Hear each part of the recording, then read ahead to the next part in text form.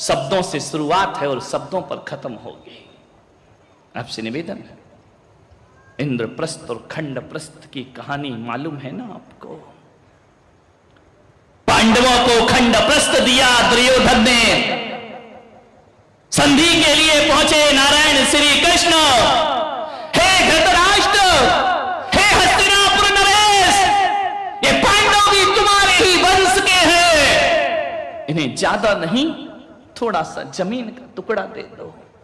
धृतराष्ट्र हकीकत में कहा जाए तो उसकी बाहर से नहीं फूटी थी, भीतर से भी फूटी हुई थी। धृतराष्ट्र ने कहा कि हे केशव, पांडवों को जमीन मैं भी चाहता हूं, वो मेरे अनुज के पुत्र हैं।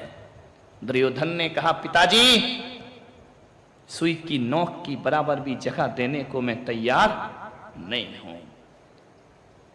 कृष्ण ने कहा संधि का प्रस्ताव लाया हूं, दे दो, क्या बिगड़ता है? पूरा हस्तिनापुर तुम्हारा है, आर्यावर्त तुम्हारा है, छोटा सा स्थान दे दो। कुटिल दुर्योधन ने जानते हो ऐसा स्थान दिया जहां ना बरसात होती, ना पानी बरसता, ना कभी ठंडी हवाएं आती, ना फसलें लहराती, उबड़ खाबड़ ककरीला पत्थरों वाला एक खंडप्रस्थ दे दिया। ले जाओ इसे भीख में दे देना, उन पांडवों को दे दिया। ध्यान रखना, एक बात याद रखना सूरत वालों, कि आदमी अपने जीवन में कितना भी बुरे से बुरे स्थान पर पहुंच जाए, आदमी की भुजाओं में ताकत होती है ना, तो रेगिस्तान को मरुथल मरुस्थल बनाने में, रेगिस्तान को मरुद्यान बनाने में देर नहीं लगा करती है। खंडप्रस्थ दे दिया, पांडवों ने स्वीकार कर लिया। इतना सुंदर बनाया, इतना सुंदर बनाया, हस्तिनापुर फीका लगने लगा। सारे लोग जाकर के खंडप्रस्थ को देखते, और जैसे ही देखते तो कहते वाह पांडवों, खंडप्रस्थ बन मिला और इंद्रप्रस्थ बना करके रख दिया। इतना सुंदर, आपको कहानी मालूम है, लेकिन मैं इतना ही कह रहा हूं, इतना खूबसूरत महल बनाया, कैसा आर्किटेक्ट रहा होगा वो। आज के नहीं है इतने अच्छे, वो अनपढ़ जिनके पास डिग्रियां नहीं, ऐसा स्थान बनाया जहां सूखा होता था वहां पानी होता था, और जहां पानी दिखता था वहां सूखा। दुर्योधन ने भी कहा चलो भाई, सारी दुनिया जा रही है, हम भी चलकर देखते हैं क्या बनाया है उन लोगों ने, चलो देखते हैं। दुर्योधन गया, क्या देखता है, महल देखकर आंखें फटी की फटी रह गई। कौन सा बंजर भूमि मैंने दी थी, स्वर्ग जैसा बना लिया, और क्रोध की अग्नि में घी डल गया। दुर्योधन ने कहा ऐसा क्या किया है मायावियों ने? अंदर जाकर के देखा, जहां पानी था, धोती पकड़ के चल रहा है दुर्योधन, भीग ना जाऊं, कपड़े ना गीले हो जाए। आगे बढ़ा, जब देखा तो पानी खत्म है, और जैसे ही देखा खतरा टल गया, धोती चढ़ी, चलते जा रहा है, असावधानी हुई, पैर फिसल गया, छपाक से पानी में गिरा। देखो छोटी छोटी बातें बता रहा हूं जो बहुत बड़ी बनती हैं, जो इतनी खाइयां पैदा करती हैं। गर्मी के दिन ससुर जी ने कहा कि चाय बनाओ, बेटी गर्मी में पीहर आई है, बहू भाभी भी है। बेटी ने कहा पापा जी बनाती हूं। अम्मा कहती बेटी तू क्यों बनाएगी? बोली क्यों? भाभी है ना, तू तो 4 दिन को आई, आराम कर ले, तू भी तो ससुराल से आई है, थोड़ा सा आराम कर ले, चैन से रह ले, भाभी है ना वो चाय बना देगी। अब ये शब्द यदि बहू के कान में पड़ गए, ध्यान रखना, एक प्याला चाय बनाने में बेटी कमजोर नहीं हो जाती, उसका बीपी नहीं बढ़ जाता, वो बेहोश नहीं हो जाती।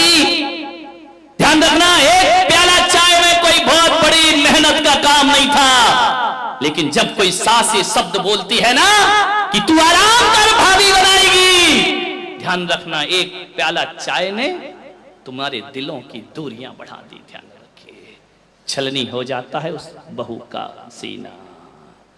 क्या फर्क पड़ता है यदि बेटी बना लेती तो? और मैं तो इन बेटियों से भी हाथ जोड़ के निवेदन करता हूं, 4 दिन को आई हो, पीहर में आग लगा के मत जाओ, ध्यान रखिए। आधी आग तो ये लोग भी लगाती हैं। आ गई क्या रक्षाबंधन पे? मिठाई खाओगी और आग उगल के जाओगी, ध्यान रखना। इतनी समर्पण दिखाती है पीहर में आकर के अपने माँ बाप के लिए, पूरी बिछी जाती, मेरी मम्मी मेरे पापा, मेरी मम्मी मेरे पापा। भाभी तू ये नहीं करती है, भाभी तू सम्मान नहीं करती, भाभी तू इज्जत नहीं करती है। ये 4 शब्द, इतना प्रेम, गजब। ऐसा लगता है कि तुम्हारी मम्मी की शुभचिंतक केवल तुम ही हो। बेटा तो दुश्मन पैदा हुआ है, कंस पैदा हुआ है घर में। बेटे का कोई लगाव नहीं है, कोई अटैचमेंट नहीं है तुम्हारी मां से, सब कुछ तुम्हारा है। इतना भाई को व्यंग करोगी शादी के बाद, भाभी को व्यंग करोगी शादी के बाद, तू मम्मी का ख्याल नहीं रखता, तू पापा का ख्याल नहीं रखता है। इतनी बातें कर रही हो और ससुराल को नरक बना रखा है, ध्यान रखिए। इतनी ईमानदार होती तो तुम्हारी ससुराल भी स्वर्ग जैसी बन गई होती। जितना समर्पण माँ बाप को दिखाती हो ना 4 दिन में, उतना सास ससुर को दिखाओ, पलकों पे बैठोगी ससुराल में जाकर के, ध्यान रखिए। सोचना है, ससुराल नरक बना है, पीहर सुधारने की बातें करती है। प्लीज अपने पीहर में आग मत लगाइए। अधिकतर झगड़े तभी होते हैं जब ननंद घर में आती है। नंद गले का कौन बोला फंद, ध्यान रखिए। मान्यवर मत। अरे आपको तो धन्यवाद देना चाहिए अपनी भाभी को कि मुझे मेरे माँ बाप ने पाला पुसा कर बड़ा करके विदा कर दिया पराए घर में। मैं अपनी माँ का उतना ध्यान नहीं रख पाती। भाभी तू धन्य है कि बुढ़ापे में मेरी माँ का ध्यान रखती है।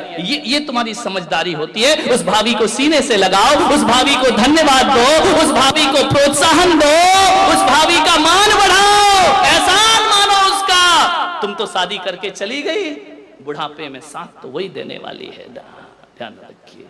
लेकिन तुम आके मम्मी के कान में कुछ डालती हो, भाभी के कान में कुछ और डालती। महाभारत खड़ी कर, जिस घर में बेटियां का इंटरफेयर होता है ना, उस घर में सुख कभी नहीं आ सकता है, ध्यान रखिए। इतना ज्यादा किसी की पर्सनल लाइफ पर डिस्टर्ब करने का प्रयास मत करिए। आपसे निवेदन है, समझदार हो जाइए। अरे बेटा इतने जल्दी पराया नहीं होता है। बेटे ने थोड़ा समय पत्नी को दे दिया, इसका मतलब थोड़ी है कि वो माँ बाप से प्यार नहीं करता है। बेटे ने थोड़ा सा समय पत्नी को ज्यादा दे दिया तो वो तुमको इग्नोर कर रहा है। ये मानसिकता हटाइए। समय भले भी देता हो, बेटा तो बेटा हुआ करता है ना। मान्यवर आपसे निवेदन है बड़ी विनम्रता के साथ, अरे कभी एक बार अपनी बहू को बाहें फैलाकर गले से लगाने का प्रयास किया करो। कभी बोला करो कि मेरी बेटी, जो साथ बेटी नहीं देती वो तू मेरा साथ दे रही है, तू मेरा ख्याल रखती है, 24 घंटे मेरे साथ रहती है। कभी तो उसे सीने से लगाया करो। बेटी को सीने से लगाते हो लेकिन बहू को सीने से नहीं लगाते हो। मान्यवर मैं जानता हूं एक सास को बरसी तप किए उसने, एक साल के उपवास किए। बहू मेरे पास आई, बोले महाराज मेरी सासू आपके दर्शन करना चाहती है। श्वेतांबर समाज की थी। मैंने कहा 4-5 बजे ले आना, दर्शन दे दूंगा।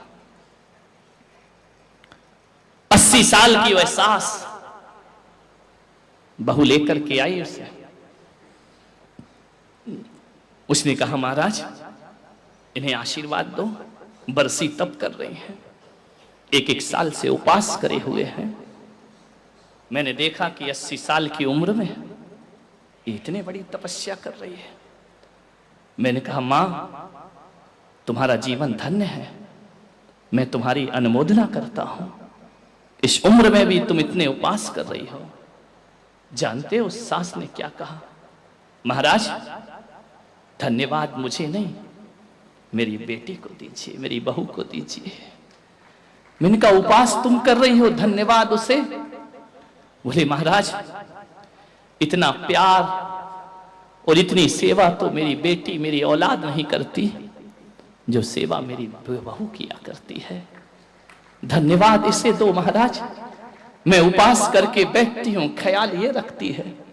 मैंने कहा कि महाराज के दर्शन करना है, इसने सब काम छोड़ करके मुझे आपके चरणों में लाई है। बेटी से कहती हूं तो जवाब दे देती है, बहू ने नहीं दी। बहू ने नजरें झुकाई। महाराज ये अम्मा जी हैं, ये तो बोलती हैं, ये मेरी मां से भी बढ़कर मुझे प्यार किया करती हैं।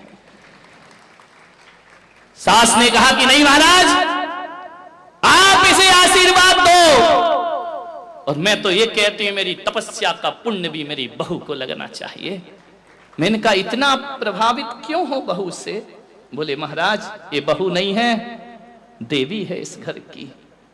एक सास के मुंह से ऐसे शब्द निकले, सोचो बहू का जीवन धन्य हो जाया करता है, उसके जीवन में सुख शांति का भंडार हो जाया करता है। सास ने कहा कि महाराज मैंने संकल्प लिया कि बरसी तप का उपवास करूंगी, और जब से मैंने 1 साल से व्रत कर रही हूं, ये बहू पीहर नहीं गई, नहीं जाती। वो पीहर से खबर आती है, भाई लेने आता है, पिताजी लेने आते हैं। मैं कहती हूं बेटा चली जा पीहर, माँ बाप से मिल ले। वो कहती मम्मी आज आपका उपवास है, मैं कैसे जा सकती हूं? और जब दूसरे दिन पारणा करती हूं ना, तो कहती है जहां मेरी मां पारणा कर रही है उसे छोड़ करके पीहर कैसे चली जाओ? ये जाती नहीं है, 1 साल से पीहर नहीं गई है, केवल इसलिए कि मैं बरसी तप करती हूं। महाराज असली तप मेरा नहीं, असली तप तो इस बहू का हुआ करता है, ध्यान रखिए।